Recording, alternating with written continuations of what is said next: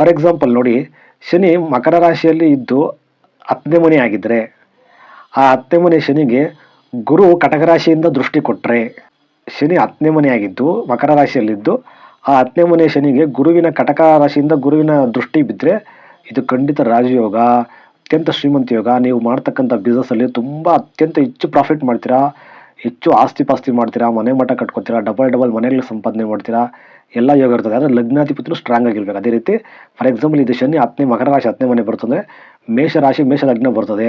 ಆ ಲಗ್ನಾಧಿಪತಿ ಕುಜನು ಚೆನ್ನಾಗಿದ್ದರೆ ಜಾತಕದಲ್ಲಿ ಖಂಡಿತ ಆ ಒಂದು ರಾಜಯೋಗನ ಖಂಡಿತ ಅನುಭವಿಸ್ತೀರ ನೀವು.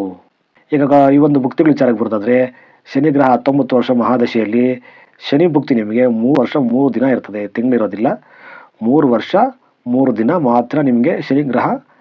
ನಿಮ್ಮ ಜಾತಕದಲ್ಲಿ ಏನಾದರೂ ಶನಿ ಹುಚ್ಚನಾಗಿದ್ದರೆ, ಮಕರ ರಾಶಿಯಲ್ಲಿದ್ದರೆ ಅಥವಾ ಕುಂಭ ರಾಶಿಯಲ್ಲಿದ್ದರೆ, ಒಂದು ಅದರಲ್ಲೂ